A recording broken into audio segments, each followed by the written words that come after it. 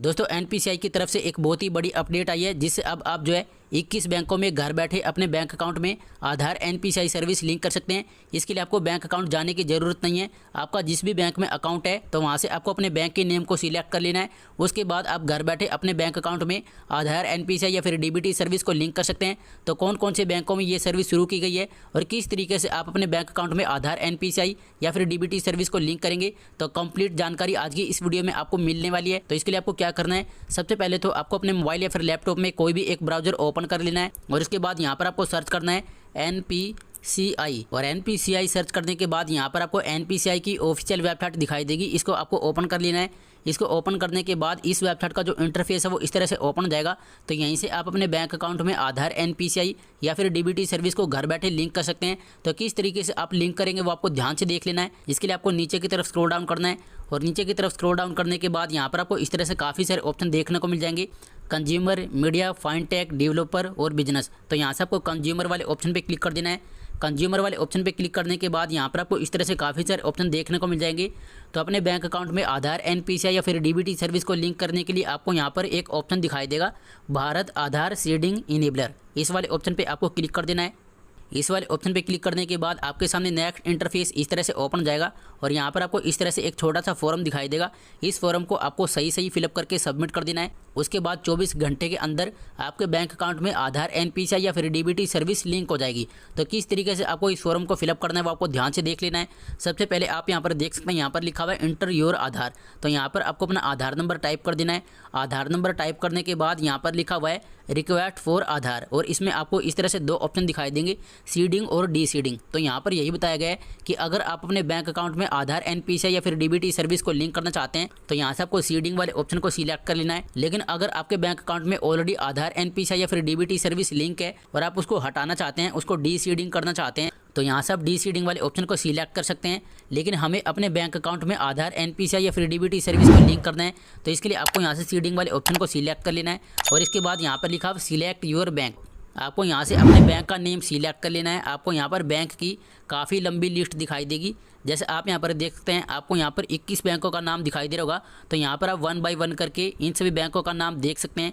तो यहाँ पर आपको जितने भी बैंक दिखाई दे रहे हैं तो इन सभी बैंकों में आप घर बैठे आधार एनपीसीआई या फिर डीबीटी सर्विस लिंक कर सकते हैं।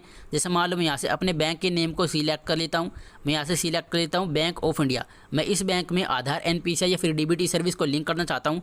इसी प्रकार आप जिस भी बैंक में आधार एनपीसीआई सर्विस लिंक करना चाहते हैं तो यहाँ से आपको अपने बैंक के नेम को सिलेक्ट कर लेना है और इसके बाद यहाँ पर लिखा हुआ है सीडिंग टाइप। अगर आप अपने बैंक अकाउंट में आधार एनपीसीआई डीबीटी सर्विस को लिंक करना चाहते हैं तो यहाँ से आपको पहले वाले ऑप्शन को सिलेक्ट कर लेना है। यहाँ पर लिखा हुआ है फ्रेश सीडिंग। लेकिन मान लो अगर आपके बैंक अकाउंट में ऑलरेडी एनपीसीआई सर्विस लिंक है और उस बैंक से हटाकर आप किसी और बैंक में आधार एनपीसीआई या फिर डीबीटी सर्विस को लिंक करना चाहते हैं तो यहाँ पर आपको लास्ट में एक ऑप्शन दिखाई देगा, movement from one bank to other bank. इस वाले ऑप्शन को आपको सिलेक्ट कर लेना है।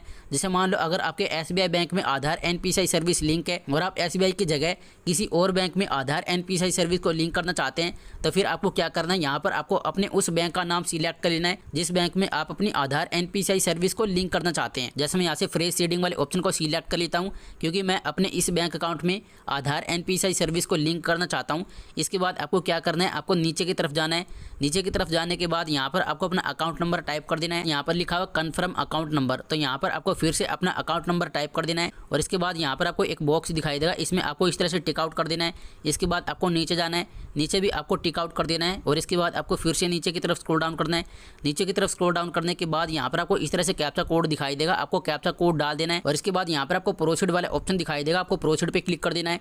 प्रोसीड पे क्लिक करने के बाद आपके आधार कार्ड के साथ आपका जो भी मोबाइल नंबर लिंक होगा उस पर ओटीपी आएगा, आपको ओटीपी डाल देना है। ओटीपी डालने के बाद आपको सबमिट पे क्लिक कर देना है और सबमिट पे क्लिक करने के बाद आपकी जो रिक्वेस्ट है वो एनपीसीआई के पास पहुंच जाएगी और उसके बाद एनपीसीआई आपकी रिक्वेस्ट को आपके बैंक के पास भेजेगा और उसके बाद आपके बैंक में 24 से 48 घंटे के अंदर आधार एनपीसीआई या फिर डीबीटी सर्विस लिंक हो जाएगी। और मान लो अगर आप ये चेक करना चाहते हैं कि आपके बैंक अकाउंट में आधार एनपीसीआई या फिर डीबीटी सर्विस लिंक हो या नहीं, या फिर पहले से आपकी किस बैंक में आधार एनपीसीआई या फिर डीबीटी सर्विस लिंक है, तो ये आप कैसे चेक करेंगे तो ये भी मैं आपको बता देता हूँ। इसके इसके लिए आपको फिर से गूगल पर जाना है और गूगल पर जाने के बाद यहाँ पर आपको सर्च करना है DBT Bharat. DBT Bharat search करने के बाद यहाँ पर आपको एक वेबसाइट दिखाई देगी, इसको आपको ओपन कर लेना है। इस वेबसाइट को ओपन करने के बाद इसका जो इंटरफेस है वो इस तरह से ओपन जाएगा और यहाँ पर आपको ऊपर की तरफ 3 लाइन दिखाई देगी। यहाँ से आपको 3 लाइन पे क्लिक कर देना है। 3 लाइन पे क्लिक करने के बाद यहाँ पर आपको एक ऑप्शन दिखाई देगा डॉक्यूमेंट्स, तो यहाँ से आपको डॉक्यूमेंट्स वाले ऑप्शन पे क्लिक कर देना है। डॉक्यूमेंट्स वाले ऑप्शन पे क्लिक करने के बाद यहाँ पर लिखा हुआ है आधार UIDAI, इस वाले ऑप्शन पे आपको क्लिक कर देना है। इस पर क्लिक करने के बाद आपके सामने इस तरह का पेज खुल करके आ जाएगा और यहाँ पर आपको सिटीजन कॉर्नर वाला ऑप्शन दिखाई देगा, आपको इस पर टैप कर देना है। इस पर टैप करने के बाद यहाँ पर आपको इस तरह से काफ़ी सारे ऑप्शन देखने को मिल जाएंगे। तो बैंक सीडिंग स्टेटस चेक करने के लिए आपको क्या करना है, यहाँ पर लिखा हुआ है सिटीजन बैंक अकाउंट आधार लिंकिंग स्टेटस, इस वाले ऑप्शन पे आपको क्लिक कर देना है। इस वाले ऑप्शन पे क्लिक करने के बाद नेक्स्ट इंटरफेस आपके सामने इस तरह से ओपन जाएगा। आपको नीचे की तरफ जाना है और नीचे की तरफ जाने के बाद यहाँ पर लिखा हुआ है बैंक सीडिंग स्टेटस, आपको इस पर क्लिक कर देना है। इस पर क्लिक करने के बाद यहाँ पर आपको अपना आधार नंबर टाइप कर देना है और यहाँ पर आपको कैप्चा कोड टाइप कर देना है। आधार नंबर और कैप्चा कोड टाइप करने के बाद आपको लॉगिन विद OTP पे क्लिक कर देना है। इस पर क्लिक करने के बाद आपके आधार कार्ड के साथ आपका जो भी मोबाइल नंबर लिंक होगा उस पर OTP आएगा, तो यहाँ पर आपको OTP डाल देना है और OTP डालने के बाद आपको लॉगिन पे क्लिक कर देना है और लॉगिन पे क्लिक करने के बाद आप इस पेज में लॉगिन हो जाएंगे और यहाँ पर आपको फिर से एक ऑप्शन दिखाई देगा बैंक सीडिंग स्टेटस, तो यहाँ से आपको फिर से बैंक सीडिंग स्टेटस वाले ऑप्शन पे क्लिक कर देना है। इस पे क्लिक करने के बाद आपके सामने इस तरह का पेज ओपन जाएगा और आपके जिस भी बैंक में आधार NPCI या फिर DBT सर्विस लिंक होगी तो यहाँ पर आपको अपने बैंक का नाम देखने को मिल जाएगा और यहाँ से आप चेक कर सकते हैं कि आपका जो बैंक है वो एक्टिव है फिर नहीं। तो इसी प्रकार अगर आप भी घर बैठे अपने बैंक अकाउंट में आधार NPCI या फिर DBT सर्विस को लिंक करना चाहते हैं तो जो तरीका मैंने आपको बताया इस तरीके से आप अपने बैंक अकाउंट में घर बैठे आधार NPCI या फिर DBT सर्विस को लिंक कर सकते हैं।